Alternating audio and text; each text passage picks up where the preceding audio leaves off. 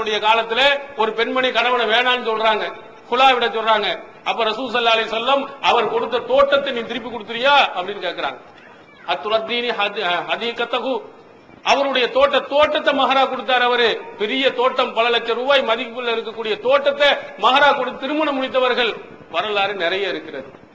அந்த மாதிரி அந்த பெண்மணி சொல்கிறார்கள், உம்மு சுலைம் சொல்கிறார்கள், மஹர வேணாம், பல லட்சம் ரூபாய் விட்டு கொடுக்கிற தௌஹீதுக்கு வந்தீங்கன்னு சொன்னா. இந்த விஷயம் இப்படி சொல்லக்கூடிய இந்த கருத்துக்கள் நம்முடைய முஸ்லிம் பெண்களிடத்தில் இருக்கிறதா? எத்தனை இடங்களில் பாத்தீங்கன்னா இனக்கவர்ச்சிக்காக வேண்டி கொள்கையை விட்டு போகக்கூடிய பெண்கள் என்று பார்க்க முடிகிறது.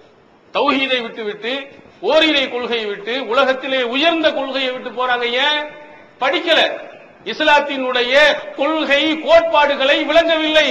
அல்லாஹ்வின் தூதர் அவர்கள் சொன்னாங்க, நம்மகிட்ட ஈமான் ஒழுங்கு இல்லையே, சும்மா பேருக்கு ஆயிஷா, பாத்திமா, அப்துல் ரஹ்மான், அப்துல்லான்னு பேர் தானே வச்சிருக்கோம், ஈமானை சுவைத்து இருக்கிறோமா? நல்ல பார்த்து மாம்பழத்தை அப்படி மேலாட்டமா இப்படி பார்த்து இருக்கிறோம். அதை கடிச்சு திண்டாதான் அதனுடைய சுவை எப்படி இருக்கு நமக்கு தெரியும். ஈமானை உணரலாத காரணத்தினால நம்ம இப்படி சர்வசாதாரணமாக என்ன செய்கிறோம், இந்த கொள்கையை விட்டு விட்டு இனக்கவர்ச்சிக்காக சில பேர் போறதையும் நாம் பார்க்கிறோம். ரசூல் ஸல்லல்லாஹு அலைஹி வஸல்லம் சொன்னாங்க, ஹலாவத்தல் ஈமான், ஈமானை ஒருத்தர் சுவைச்சுட்டான்னு சொன்னா அவனுடைய உள்ளத்துல எப்படி இந்த ஓரிரை கொள்கை வரும் தெரியுமா? அவன் வெறுப்பான். எதற்கு? யஊத ஃபில் குஃப்ரி, குஃப்ரியத்திற்கு போவதை வெறுப்பான். எந்த மாதிரி? ஒருவன் நெருப்பிலே கொண்டு யுக்தவ ஃபின்னார், நெருப்பிலே போட்டு புசுக்கப்படுவதை எப்படி வெறுப்பானோ அதே மாதிரி ஓரிரை கொள்கை விட்டு இணை வைப்பு கொள்கைக்கு போவதை வெறுப்பானாம். யார்? ஈமானை புரிந்திருந்தால், ஈமானை உணர்ந்திருந்தால், அதன் சுவையை புரிந்திருந்தான் என்று சொன்னா இஸ்லாத்தை விட்டு ஒரு அங்கலம் கூட போக மாட்டான். நெருப்புல தூக்கி போட்டா எப்படி துடிதுடிப்பானோ, எப்படி பரிதவிப்பானோ அந்த மாதிரி இந்த கொள்கையை விட்டு போறது பரிதவிப்பான். அப்படி இருக்கிறோமா நம்மள்ட்ட? அப்படி நம்ம பிள்ளைகளுக்கு போதித்து இருக்கிறோமா? இந்த குர்ஆனுடைய, இந்த இஸ்லாத்தினுடைய கொள்கையின் முக்கியத்துவத்தை நம்ம கொடுத்திருக்கிறோமான்னா இல்ல. என்னத்தை மௌலிது ஓதுறதையும் சொல்லி கொடுத்திருக்கிறோம், என்ன ஃபாத்தியா ஓதுவதை சொல்லி கொடுத்திருக்கோம், இஸ்லாத்தோட இதோட முடிந்தது சொல்லி இருக்கோம். இஸ்லாம் மாதிரி உயர்ந்த மார்க்கம், உயர்ந்த கொள்கை உள்ளது உலகத்தில் எதுவும் இல்லை. மறுமையில் நிரந்தரமான வாழ்க்கைக்கு அதுதான் சரியான வழி என்பதை அந்த பிள்ளைக்கு உணர்த்தாத காரணத்தினால் அப்படி. ஆனால் உணர்ந்தவர்கள், குர்ஆன் வசனத்தை படித்தவர்கள், உம்மு சுலைம் போன்றவர்கள் விட மாட்டேன்னு சொன்னாங்க. இந்த தௌஹீது கொள்கைக்கு அத்தனை வரையும் கொண்டு வருவேனே தவிர இங்கிருந்து ஒரு நூல் அளவு கூட நாங்க வரமாட்டேன். நீங்க எவ்வளவுதான் உயர்ந்த ஆளா இருந்தாலும் சரி, எவ்வளவுதான் பணம் வச்சிருந்தாலும் சரி வரமாட்டேன். ஆனா நீ வா இங்க தௌஹீதுக்கு, நீ ஓரிரை கொள்கையின் பக்கம் இங்க வா, இதை புரிந்து இதை செயல்படுத்து என்று ஒரு அற்புதமான அபூ தல்ஹா ரலியல்லாஹு அன்ஹு அவர்களை இஸ்லாத்திற்கு கொண்டு வந்த சேர்த்த ஒரு பெண்மணி உம்மு சுலைம் ரலியல்லாஹு அன்ஹா அவர்கள்.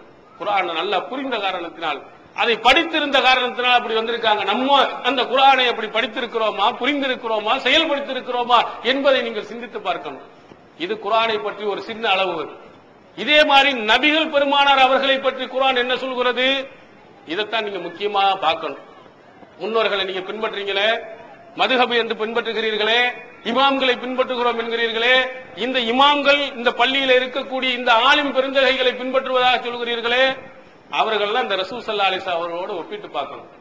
நீங்க மறுமையினுடைய வெற்றிக்காகத்தான் அவங்க சொல்ற எல்லா விதமான பிதஅத்தையும் செய்றீங்க.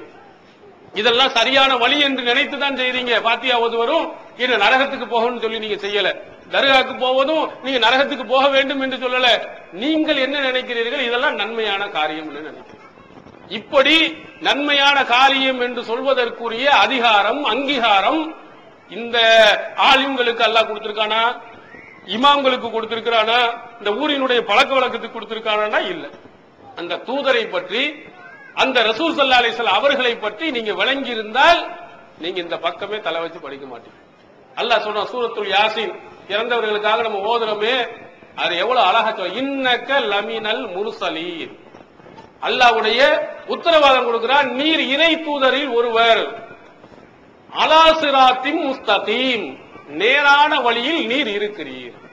அல்லாஹ் சொல்கிறான், சூரத்துல் யாசீன்ல சொல்கிறான், நபியே நீ இறை தூதர்ல ஒரு ஆளு, அல்லாஹ்வுடைய அங்கீகாரம், அவனுடைய உத்தரவாதம், நீர் தான் நேரான வழியில் இருக்கிற, உன்னுடைய வழி சரியான வழிதான். இன்னொரு குர்ஆன் வசனத்தில் சொல்றா, இன்னக லததுஹும் இலா சிராத்தின் முஸ்தகீம், நபியே நீர் அந்த மக்களை எல்லாம் நேரான வழியின் பால் அழைத்துக் கொண்டும் இருக்கிறீர். இந்த உத்தரவாதம் இருந்தால் நீங்க யாரையும் பின்பற்றுங்க. ரெண்டு உத்தரவாதத்தை அல்லாஹ் சொல்றான். ரசூல் ஸல்லல்லாஹு அலைஹி வஸல்லம் அவர்கள் செஞ்ச எல்லாமே சரியான வழி. அவர் எந்த வழியின் பக்கம் அழைக்கிறாரோ அது நேரான வழி, சிராத்துல் முஸ்தகீம். அது இந்த உத்தரவாதம் இந்த இமாமுக்கு அல்லாஹ் கொடுத்திருக்கிறானா? இந்த இமாம் சரியான வழியில் இருக்கிறார், அவர் அழைப்பதெல்லாம் நேரான வழிதான், உத்தரவாதம் கொடுத்திருக்கானா? யார் கொடுக்க? நீங்க கொடுக்க கூடாது. இங்க இருக்க ஜமாத்துல் உலமா கொடுக்க கூடாது. யார்கிட்ட போய் பரிசு வாங்க போறீங்க? யார் சொர்க்கத்துக்கு உங்களை அனுப்ப போகிறார்? யார் நரகத்தை கொண்டு போய் போட போகிறார்? அந்த படைத்த அந்த ரப்புல் ஆலமீன் அந்த உத்தரவாதம் உங்களுக்கு கொடுத்திருந்தால் நீங்க பின்பற்றுங்க, தாராளமா பின்பற்றுங்க. இமாம்களை பின்பற்றுங்க, இங்க இருக்கக்கூடிய மக்களை பின்பற்றுங்க, நடைமுறையை பின்பற்றுங்க. இல்ல குர்ஆன் வசனம் எல்லாத்தையும் படித்து பாருங்க.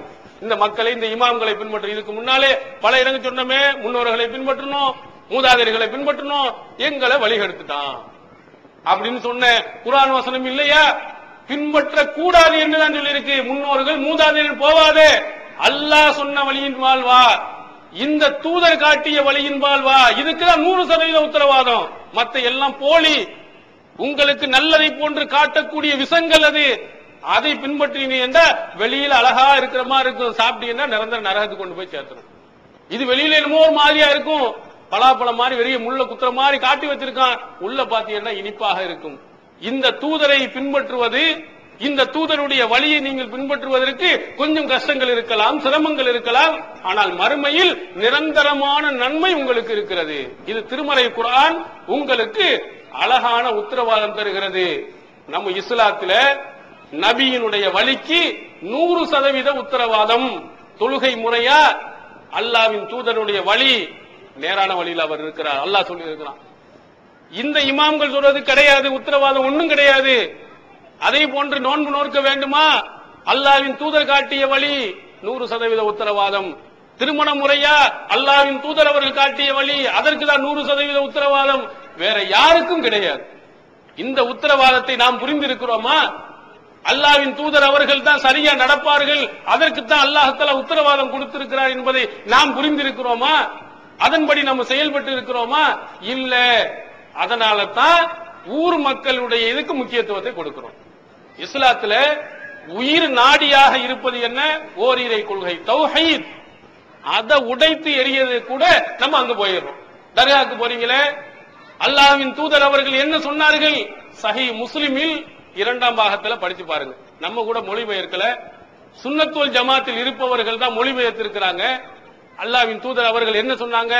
வலா கபரன் முஸ்ரிஃபன் இல்லா சவைத்தஹு, உயரமாக இருக்கக்கூடிய எந்த கபரையும் உடைத்து தரைமட்டமாக்காமல் விட்டு விடாதே, அல்லாஹ்வின் தூதர் அவர்கள் சொன்னாங்க. ரசூலுல்லாஹ் காலத்துல இறந்தாங்களே, இந்த அவுலியாக்களை விட பன்மடங்கு உயர்ந்த நபித்தோழர்கள் அங்க இறந்தாங்க இல்லையா? ஹம்சா ரலியல்லாஹு அவர்கள் இறக்கவில்லையா? அல்லாஹ்வின் தூதர் அவர்கள் அளவு கடந்து நேசித்த ஹதீஜா ரலியல்லாஹு அன்ஹா அவர்கள் இறக்கவில்லையா?